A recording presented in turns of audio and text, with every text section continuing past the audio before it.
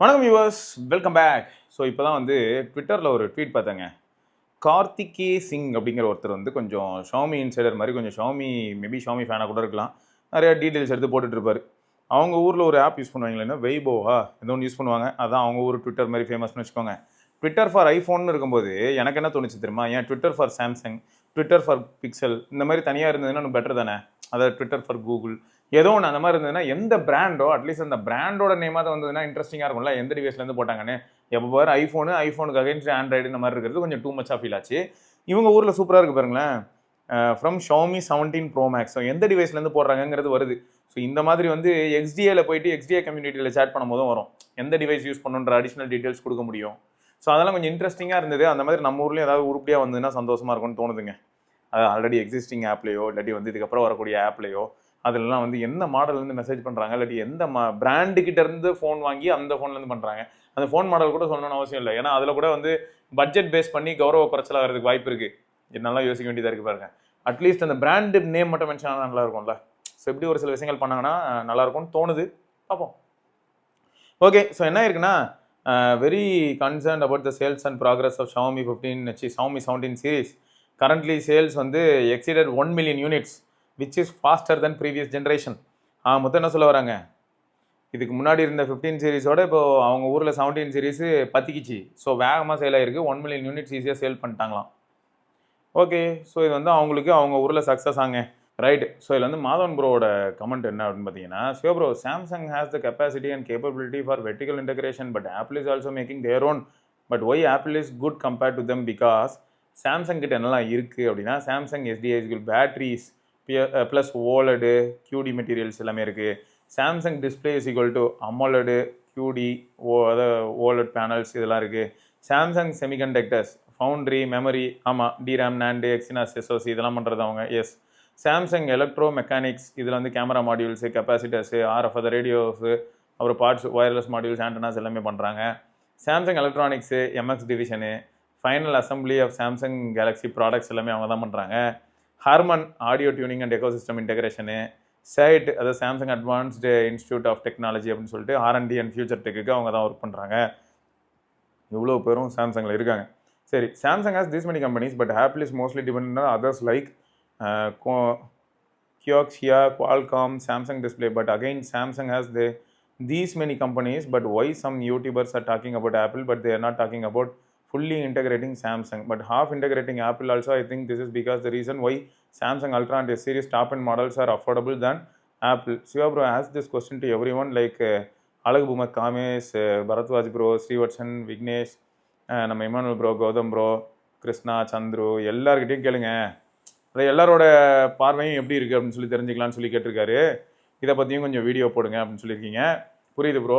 ஆக்சுவலாக வந்து சாம்சங் பற்றி பேசும்போது எப்பயுமே நம்ம இதை சொல்ல தான் செஞ்சோம் ப்ரோ. இதில் என்ன ஆயிடுச்சுன்னா அவங்களோட உள்ளே இருக்கக்கூடிய இத்தனை டிவிஷன்ஸ்லேயே சில சமயங்களில் கோளாறான குழப்பங்கள் ஏற்பட்டிருக்கு.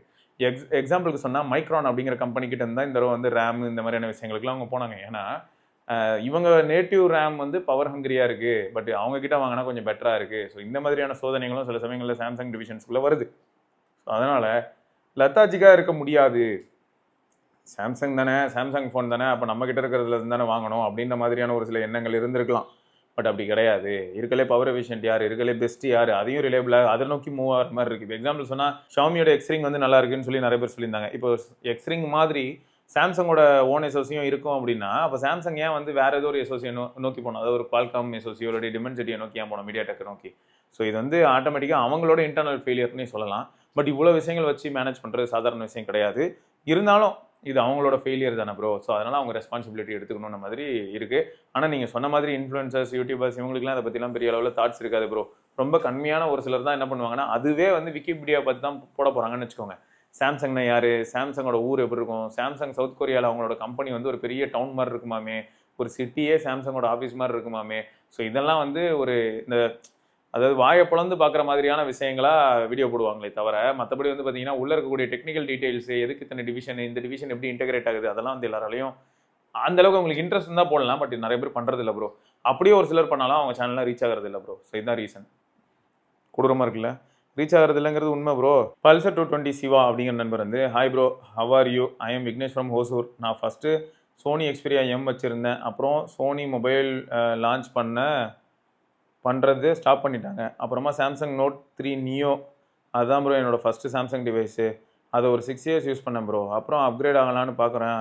அதான் நோட் 8 போனேன். அது ஒரு 5 இயர்ஸ் யூஸ் பண்ணிவிட்டு எஸ் சீரீஸில் போகலாம்னு பார்த்தேன். S20 ப்ளஸ்ஸு வாங்கினேன். நோட் 8 வரைக்கும் எனக்கு எந்த ஒரு ப்ராப்ளமும் இல்லை.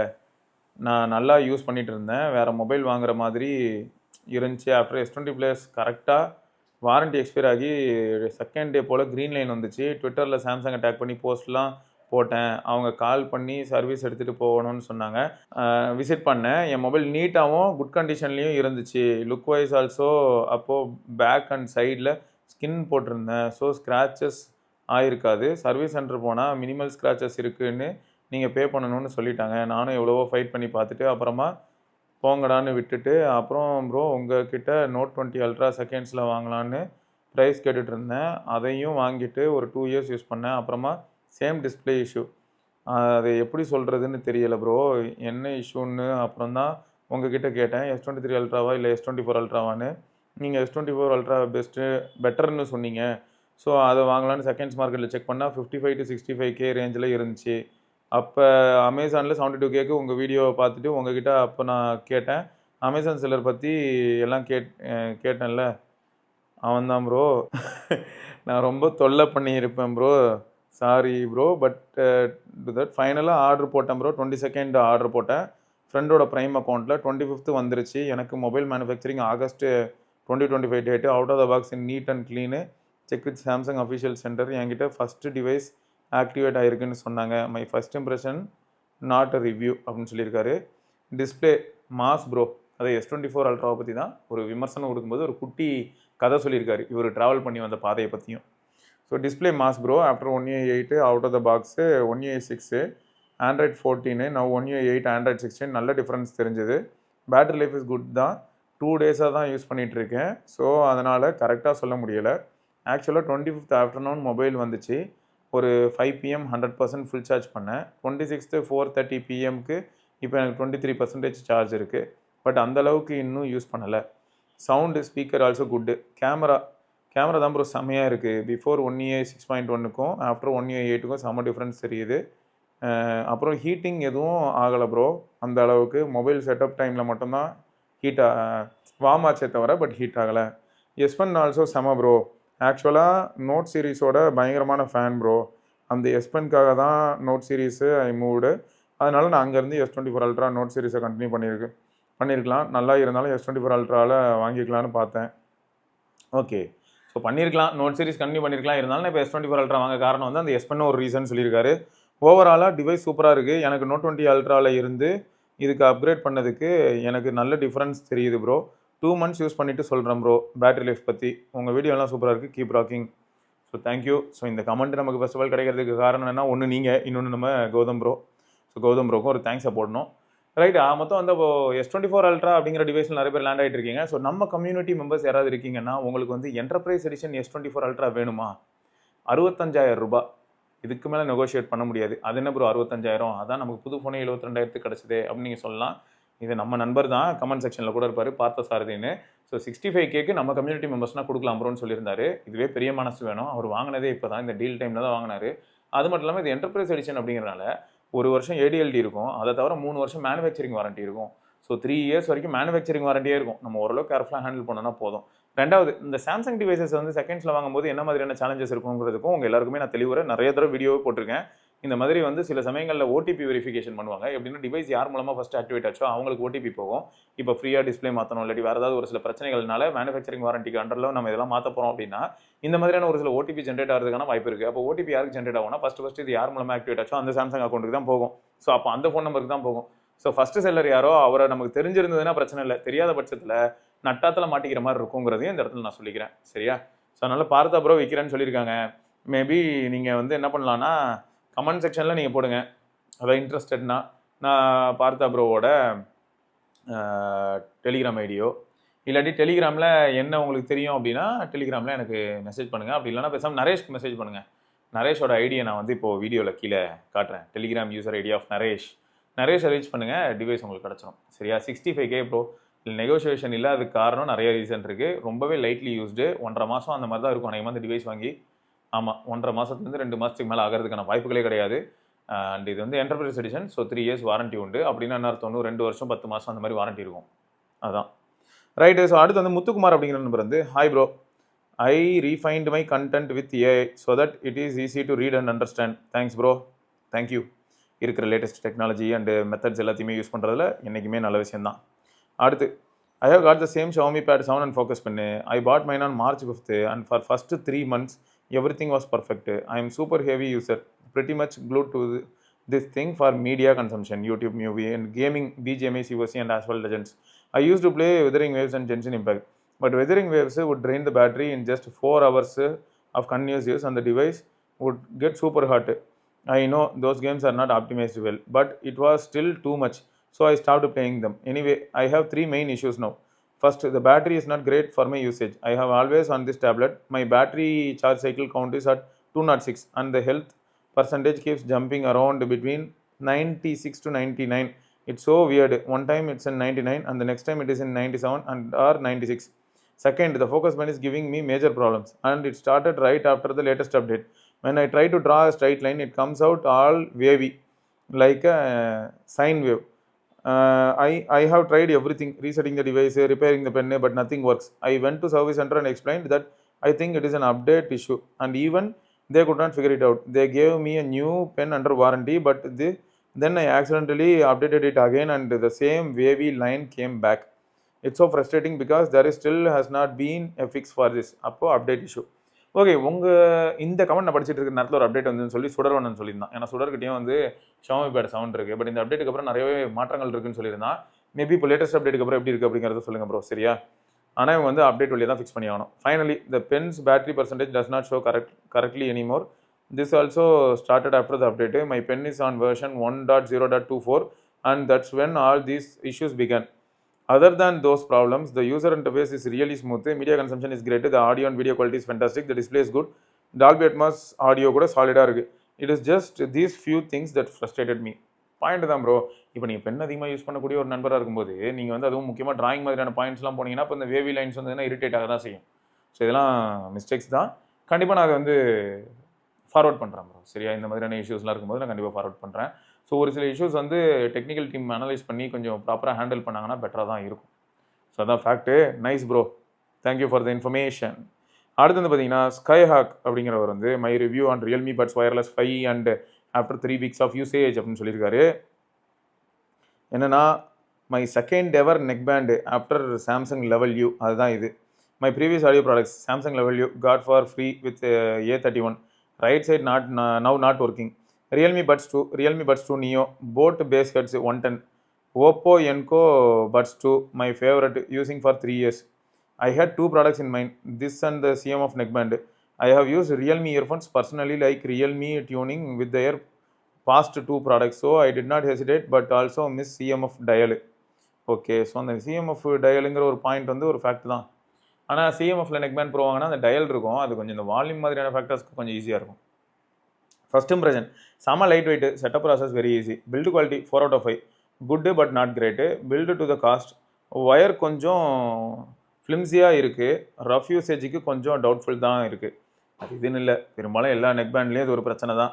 நம்ம கொஞ்சம் ரஃபாக அடித்து யூஸ் பண்ணணும். வைங்க காலி. ரெண்டாவது என்னென்னா, நிறைய பேர் வந்து பகல் பூரா கழுத்தில் தொங்க விட்டுட்டு ஸ்வெட்டெல்லாம் பட்டதுக்கப்புறமா அதை துடைக்க வேறு மறந்துடுவாங்களா, துடைக்காமல் சில நாள்லாம் ஒரு வாரம்லாம் ஓரமாக ஏதோ ஒரு லீவ் வந்துருக்கு, அந்த லீவில் நான் அதை பெருசாக யூஸ் பண்ணலன்னு சொல்லி ஓரமாக ஒரு வாரம் போட்டிங்கன்னா பிசுன்னு ஆகிடும் ப்ரோ. ஸோ இந்த மாதிரியான விஷயங்கள்லாம் இருக்குது, கொஞ்சம் கவனமாக இருங்க. ஸோ அடுத்து sound quality 4 out of 5, great sound for my taste. I have clear bass and bass +2 treble +1 in dynamic audio, spatial audio on and I was impressed. Bass top tucker without disturbing treble. I also used original sound in bass +5 in dynamic audio and spatial audio on. Now it is my current profile. I am listening daily. Apple Music with Dolby Atmos song with this neckband is a bliss. Only missing LDAC. இதுக்கு முன்னாடி உள்ள Realme product use பண்ணியிருந்தா அந்த LDAC miss ஆகிறது கொஞ்சம் painful தான். ANC 3 out of 5 bro. It is good enough for areas like home, office, restaurants, but it causes some vacuum-like effect, ear pain, similar to flight takeoff, very fast lift in tall buildings. When using in noisy environment like train, especially in traction motor car, அதாவது engine இருக்கிற கம்பார்ட்மெண்ட்டில் My friend also using it. He also faces the issue. Noise reduction wise, it is fine. It is my first ANC product, so I don't know what to expect. But it is decent enough. But I always keep it off. Transparency 4 out of 5 bro. Does the job perfectly. Some wind noise will disturb its efficiency. நீங்கள் ஏதாவது சைக்கிளில் போகிறீங்க வெளில எங்கேயாவது சுற்றிட்டு இருக்கீங்கன்னா win noise வந்து சரியான தலைவலிங்க. உங்களுக்கு வந்து காதில் வந்து இந்த மைக்கில் ஏதோ சக்க சக்க சக்க சக்குன்னு அடிக்கிற மாதிரி உங்களுக்கே கேட்கும். அது கொஞ்சம் டார்ச்சர் தான். ஓகே, ஸோ அடுத்து வந்து பார்த்தீங்கன்னா battery life 5 out of 5, extremely good battery life. I am listening at least 5 hours per day and I easily get almost 1 week per charge. Monday to Saturday with 20% remaining. As mentioned earlier, ANC off தான், volume around 30% தான், ASC Kotak தான், dual connection ஆனில் தான் இருக்கும். I never noticed the charging speed to be slow, not to be fast. It's good enough. Full charge takes around 1 hour 10 minutes below 20% இருக்கும்போது. Other aspect, I wanted the battery level to be shown on every 5%, but it shows only on 10%. நிறைய பேர் இப்படி தான் பண்ணுறாங்க. ஒரு percent இறங்குறத காமிச்சா இன்னும் பெட்டராக தான் இருக்கும். Fit wise it is good for my ears, but I have to say the buds are big. Realme Link Up is also fine, not noteworthy. ஆனால் நாட் நோட்வொர்த்தியா? ரியல்மி லிங்க் ஆப் கொஞ்சம் நல்லா தான் ப்ரோ இருக்கும், பார்க்குறதுக்கும் கொஞ்சம் தெளிவாகவே இருக்கும். Okay, type C cable could have been given in box. அது இனிமேல் யாரும் கொடுக்க மாட்டாங்க, எல்லாரும் நிறுத்திட்டாங்க. As said, high-res audio codec could have been given considering Realme Buds 2 wireless had LDAC. Correct தான், அது வந்து வேறு காலம், இது வேறு காலம். இப்போ வந்து கொடுக்குறது இல்லை. ப்ளஸ் இப்போ வந்து பட்ஜெட்டும் கம்மியாக ஆரம்பிச்சிருச்சு. அப்போ 1700க்குலாம் கிடச்சிட்டு இருந்தது, அதில் LDAC இருந்தது. இப்போ 1200க்குலாம் வச்சுக்கிட்டு இருக்காங்க. 1500 ஆஃபர் இல்லாத டைமில் தான் 1500 ஆஃபர்லாம் இருந்ததுன்னா 1299, 1200 இப்படிலாம் போயிடுது.